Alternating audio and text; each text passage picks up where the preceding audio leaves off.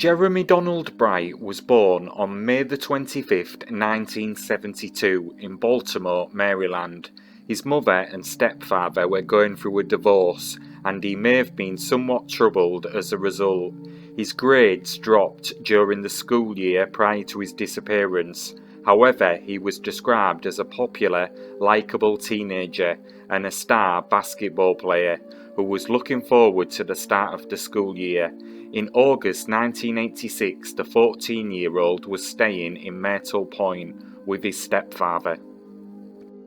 On Thursday, August the 14th, Bright attended the Coos County Fair with his 10-year-old sister, Esty.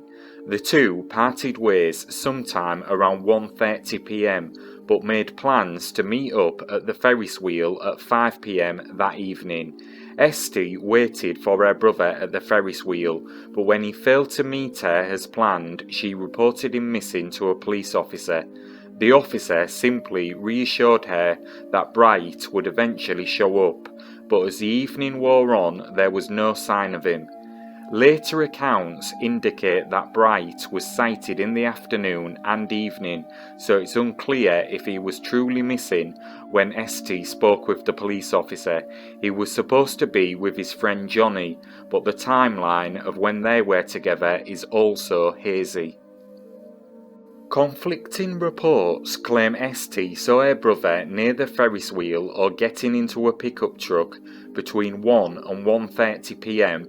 on the day of the fair, but there are two accounts from the family members which suggest he was still alive that evening.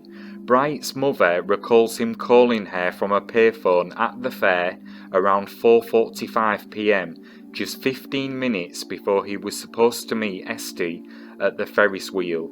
His mother didn't notice anything wrong when she spoke to her son. Family members also reported that Bright stopped by the local tavern they ran to get some money around 9:45 p.m. that night. This encounter is believed to be the last credible sighting of Bright. The following day, August the 15th, Bright's mother arrived at his stepfather's house in Myrtle Point to pick up Jeremy and Esty. Inside, she found Bright's wallet, watch and the keys to their Grants Pass apartment. After Bright failed to surface that day amongst any of his family members, she contacted the authorities and reported him missing. Law enforcement initially suspected foul play in Bright's disappearance, but on August the 23rd, 1 week after his disappearance, it was announced that they were no longer suspecting foul play due to alleged sightings of Bright in the days after he disappeared, some of which were reported as late as August the 16th or 17th. Law enforcement believed that Bright may have run away with the travelling carnival.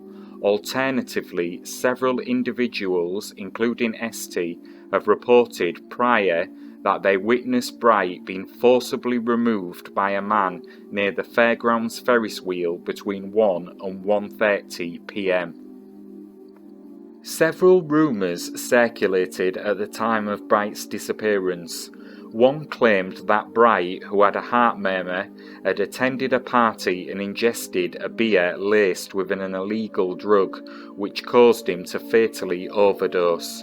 An anonymous jail source told police an even more disturbing story.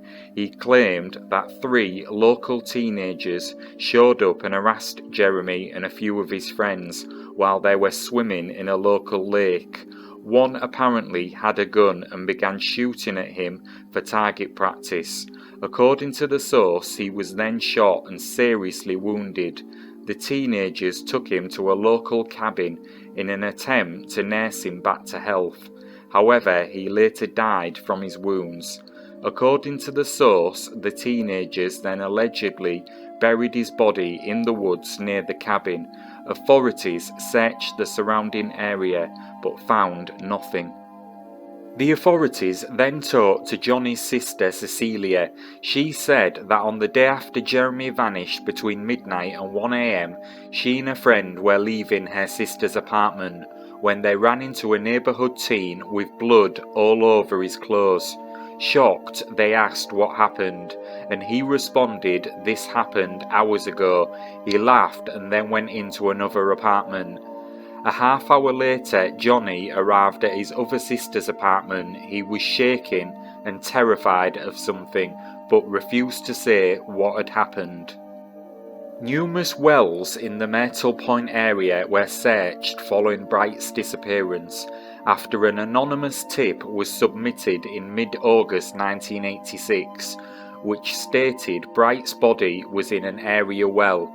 Another unfruitful tip was given to law enforcement, which suggested they follow a road to a concrete bridge in western Nebraska. Another tip was received leading investigators to a young man named Jeremy Bright, who was working for a circus company in Florida, where many traveling carnivals and circuses relocate during winter months. But the man was determined to be someone else from Colorado who shared the same name. According to some accounts, Bright was last seen in the passenger seat of a truck owned by a young man named Terry Lee Steinhoff, who at one time babysat Bright. In January 1989, a week after the case was featured on Unsolved Mysteries, Steinhoff was charged in the stabbing death of 32-year-old Patricia Morris, and police considered Steinhoff a potential suspect in Bright's disappearance. However, he died in prison in 2007 of a heroin overdose.